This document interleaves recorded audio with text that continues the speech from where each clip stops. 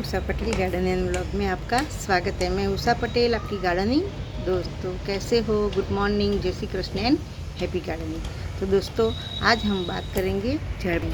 ये मई महीना की ये गर्मी है, तो हमें जड़ प्लांट को कैसे रख रखाव करना है, कैसे पानी देना है, कौन सी खाद देना है, कैसे इसका ख्याल रखना है, कौन सी जगह पे रखना है, ये सारी बातें आज हम करेंगे। पहले मैं बताऊं कि जड़ प्लांट के बारे में कि जड़ प्लांट 3 वैरायटी में आता है। ये वाला एक कॉमन वैरायटी है जिसकी पत्तियां बड़ी होती है और आप इसको जो भी शेप में चाहे वो शेप में ढाल सकते हो। दूसरी वेरीगेटेड आती है, जैसे हमारे नियन पुष्प होते हैं जिसमें बीच में वाइट और ग्रीन ऐसा वाला एक आता है, वेरीगेटेड आता है। और दूसरा मैं बताऊँ तो इसमें पत्तियां छोटी होती है और ये आप देख सकते हो ऐसे लगी लगी होती है। जैसे ये जाड़ी जाड़ी इसकी बड़ी बड़ी डंडियाँ होती है, ऐसे इसमें नहीं होती है और वो ऐसे ही लुढ़क के रहती है। ये ऐसी तीसरी वैरायटी है और इसके अंदर पत्तियां जो होती है बहुत छोटी होती है। तो 3 वैरायटी में मिलने वाला best air purifier plant nursery में बहुत महंगा मिलता है। बेस्ट एयर प्यूरीफायर प्लांट है, शुभ प्लांट माना जाता है। तो ये प्लांट को हमें हमारे गार्डन में ज़रूर से लगाना चाहिए। तो इजीली कटिंग से ग्रो होने वाला और नर्सरी में बहुत महंगा मिलता है। आप छोटी सी कटिंग वाला भी लेने जाओ तो 50-60 रुपये में नहीं मिलेगा। और मैं आपको दिखाऊँ, ये सारे जो प्लांट है मैंने कटिंग से तैयार किए। जहाँ जहाँ मैं जब पिंचिंग करती हूँ तो ये प्लांट हमारा मैं यहाँ इसकी कटिंग लगा देती हूँ। और आप देख सकते हो अभी मैंने यहाँ से ही इसकी कटिंग निकाली। देखो, एक छोटी सी कटिंग में से कब हमारा प्लांट तैयार हो जाता है हमें पता ही नहीं चलता।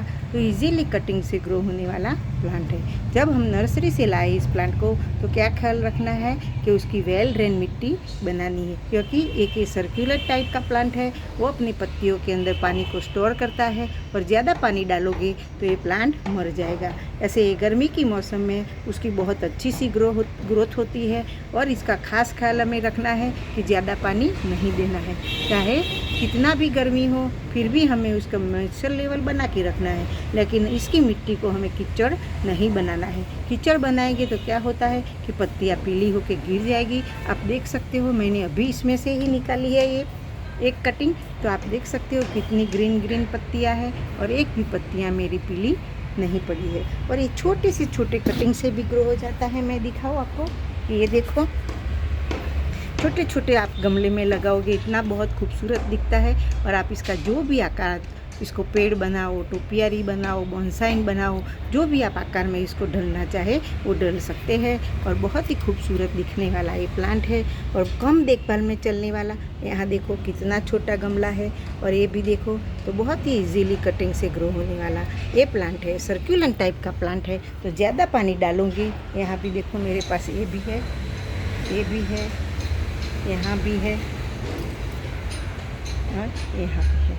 तो एक बेस्ट एयर प्यूरीफायर के प्लांट के साथ साथ सर्कुलेंट टाइप का ये प्लांट है, तो अपनी पत्तियों के अंदर पानी को स्टोर करता है। जब हम ज़्यादा पानी डालते हैं तो इसकी पत्तियाँ पीली होके गिर जाती है, और जब हम कम पानी डालोगे तो क्या होता है, इसकी पत्तियाँ जो होती है श्रिंक हो जाएगी, थोड़ी छोटी हो जाएगी और थोड़ी सी पतली पतली हो जाएगी। हमें ऐसा लगेगा जैसे ये ठीक लगती है, इसकी वजह ये पत्तियाँ हमें थोड़ी सी पतली लगती है। तो हमें समझ जाना चाहिए कि हमारे प्लांट के अंदर पानी की कमी है। आप देख सकते हो कितना सूखा हुआ है, देखो यहाँ देखो कितना सूख गया है। फिर भी मैं आज मैंने उसको पानी नहीं डाला है। मैं भूल गई, इसको डाला, लेकिन मैंने इसमें पानी नहीं डाला है, मैं भूल गई हूँ। तो आप समझ सकते हो इतनी 45-40 डिग्री के बाद भी, इतनी गर्मी में भी आप इसको पानी नहीं डालोगे तो भी चलता है। 1-2 दिन तक पानी नहीं डालते हैं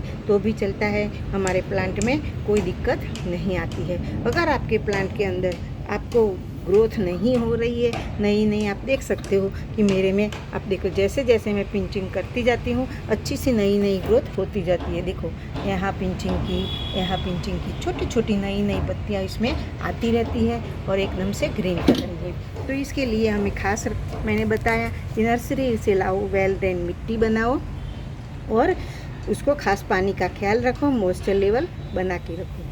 और अभी जो भी गर्मी है फिर भी आप इसको पूरे दिन के धूप में रखोगे तो भी चलेगा। मेरा प्लांट सारे का सारे प्लांट फूल धूप में पड़ा रहता है, थोड़ा दोपहर की धूप नहीं आती है, फिर भी मेरे प्लांट में कुछ नहीं होता है। और ये मैंने कटिंग निकाली है, ये भी मैं यहाँ लगा दूँगी। ये मेरा छोटा सा सिरामिक का प्लांट है, पहला पॉट है, तो मैं इसमें इसको लगा दूँगी। तो इसको कौन सी खाद देनी है इसके बारे में मैं आपको बताती हूँ। तो सबसे पहली खाद है हमारे घर में ही है, हमारे किचन में ही है, तो नाइट्रोजन बेस्ट फर्टिलाइज़र। अगर आपके प्लांट में अच्छी सी ग्रोथ नहीं हो रही है तो आप इसको अवश्य यूज करें। अगर चाय पत्ती धोई हुई है, यूज की हुई है, तो आप एक गमले के हिसाब से दो चम्मच डाल सकते हो। और ऐसे ही आपने बिना यूज की है तो एक गमले के हिसाब से मैं आपको दिखाऊँ ही इतनी ही, बस इतनी ही डालनी है। आप मिट्टी को गुडाई कर दो और फिर ऐसे ही डाल दो। अगर आपकी चाय पत्ती डाली हुई है और अच्छी सी इसमें ग्रोथ भी हो रही है तो दूसरी खाद मैं आपको बताऊँ वो है DAP। अगर आपके पास DAP है तो ज़रूर से इसमें यूज़ करना चाहिए। अगर आप DAP के दाने डालो तो क्या करना है, उसको 1-2 दिन आपको इसको डायरेक्ट सनलाइट में नहीं रखना है और गमले के हिसाब से हमें डालना है। आप देख सकते हो मेरे बड़े दाने हैं, तो मैं क्या करूँगी, हर एक गमले में 2-2, 3-3 डाले डालूँगी, ज़्यादा नहीं डालूँगी। देखो 3 दाने लिए हैं तो मैं 3 दाले इसमें डाल दूँगी। 3-4 दाने ये बड़ा गमला है तो मैं इसमें डाल दूँगी, 3-4 दाने मैं इसमें डाल दूँगी। तो आप DAP इसमें नाइट्रोजन और फॉस्फोरस का बहुत अच्छा सा स्रोत होता है और हमारे प्लांट के लिए बहुत अच्छा है कि इसकी जड़ें को मजबूत बनाएगा, हमारा प्लांट हेल्दी बना रहेगा।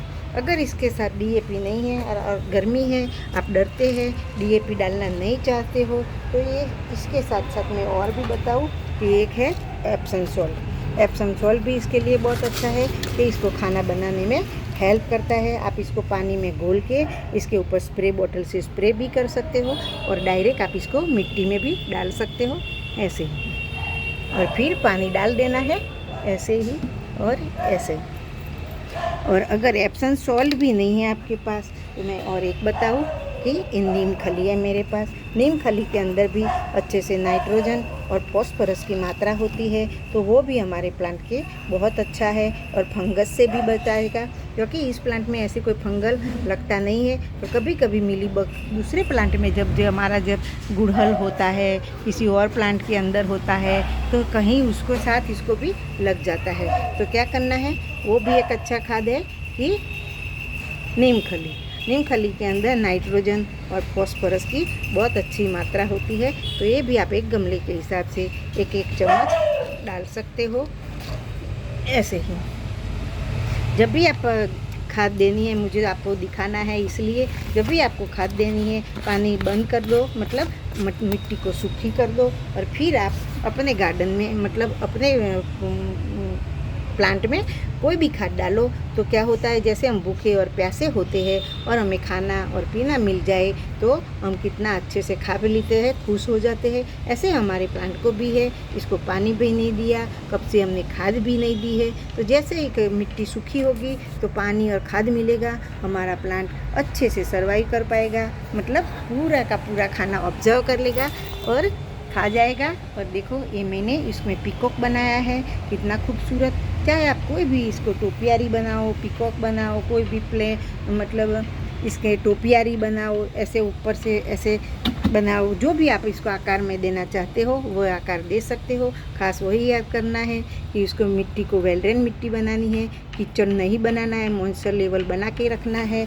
और आप इसको जब भी आप इसका जितना भी आप इसको, जैसे यहाँ से मैं आपको दिखाऊँ, जितना इस प्लांट को आप पिंचिंग करते जाओगे इतना हमारा प्लांट घना बनता जाएगा। और जो ऐसे ऊपर के जो 2 पत्ती आती है, आप बार बार ऐसे इसको पिंच करते रहना है, तो ही हमारा प्लांट घना बनाएगा, अच्छे से सर्वाइव कर पाएगा।